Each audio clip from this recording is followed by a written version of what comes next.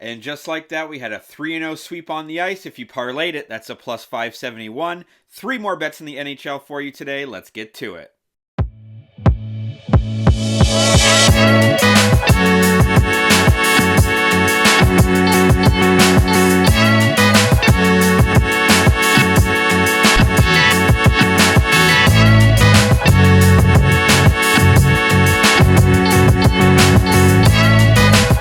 What's up, everybody? Welcome to a Tuesday edition of The Squeeze. I am Tyler Connie, and we're coming off a 3-0 sweep in the NHL. As I mentioned yesterday, firstly, apologize if my voice is still off. I am still regaining that, still a little bit under the weather. And I did go back to the old backdrop. Even though I got good feedback on the real backdrop, this one's actually just easier to use, sort of this virtual fake green screen thing. But let me know in the comments if you feel like you don't like it, whatever. I feel like it's a little bit easier. 3-0 sweep, and at the end of yesterday's video, I said if you parlay these, it's going to be plus 571. I don't recommend it because going 3-0 is hard, but we did it anyway. So let's recap yesterday. We had the New York Rangers on the money line. That was never in doubt. They handily beat the New York Islanders 4-0.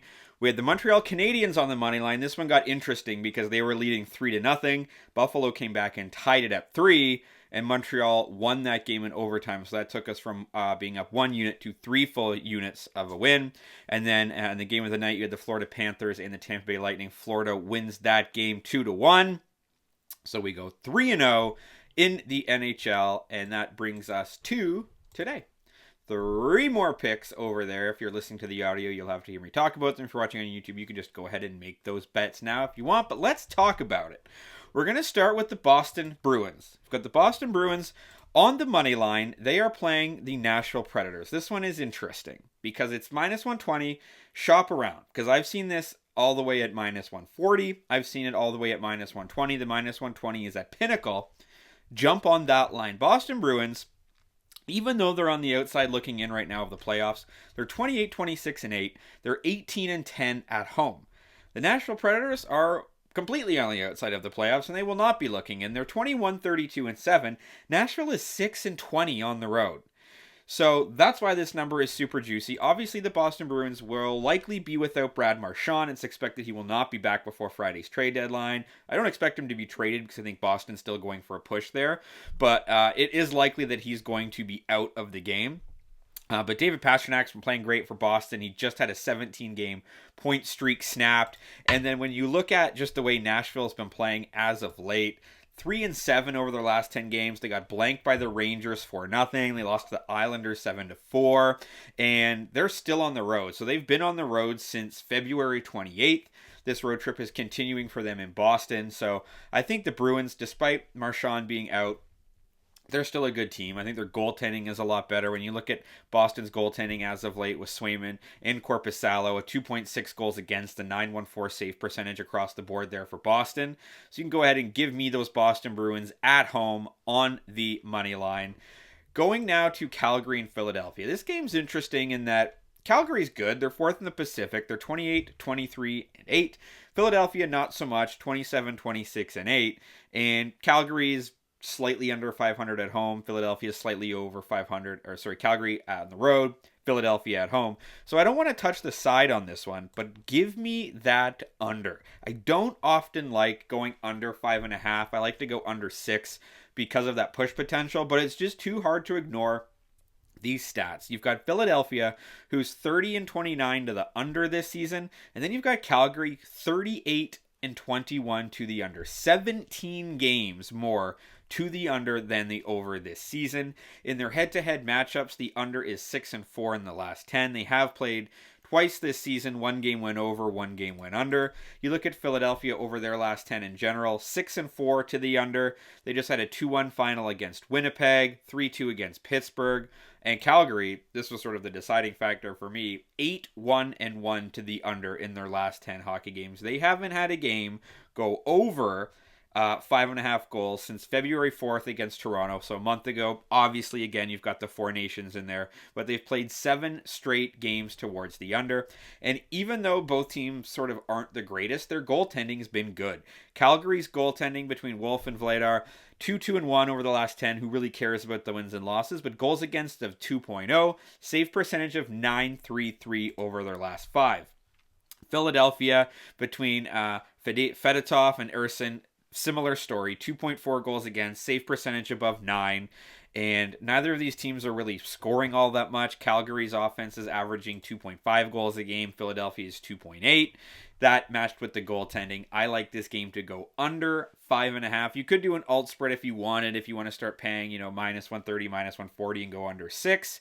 Not the worst idea. But I'm just going to roll with the under 5.5 on a bit of a hot streak here between the Flames and the Flyers. Last game here, yesterday we did all home teams, all favorites. And then Boston Bruins, we did home team favorite. For this one, we're going to go to road team underdog. And I'm a little bit confused why this is the way that it is. So if you happen to know why Seattle might be favorite here against Minnesota, let me know. Essentially even money on either side, but give me the Minnesota Wild for plus money, even money, against the Seattle Kraken. Minnesota comes into this game on the road 21-9-3 as a road team. Seattle 14-14-4, so 500 at home. And then you've also got Seattle overalls 5 games under 500. Minnesota is 13 games over 500, good for third in the Central. Last 2 times these teams have played, once of which was this season, Seattle's won both of them, so I like Minnesota to sort of want to get some revenge on that.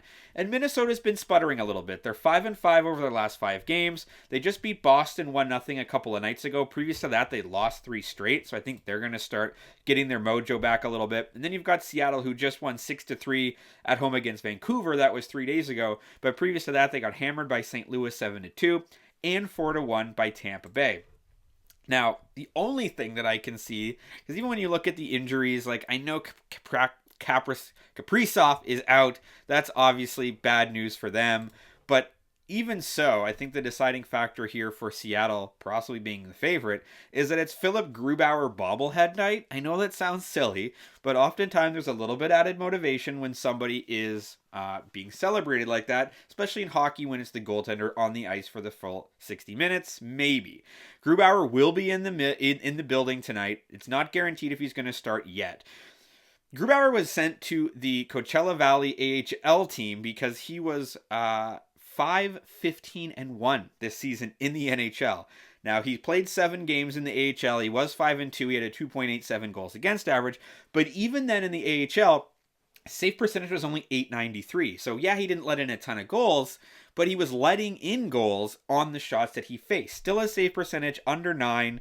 That is with an AHL team because in the NHL, his goals against was 3.8 and .866. I don't know why he's even getting a bobblehead night, but he is.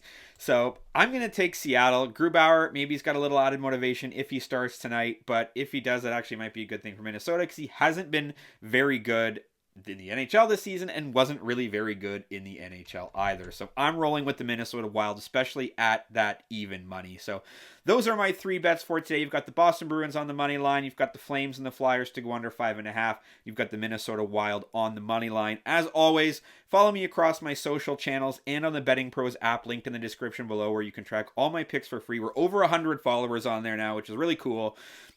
So if you download the app or you go to the website, you find me, it's linked. All my picks are always up there. You can fade, you can follow, we can, chat back and forth, all that sort of fun stuff. Audio is on Spotify and Apple. Have a great Tuesday. Let's talk sports.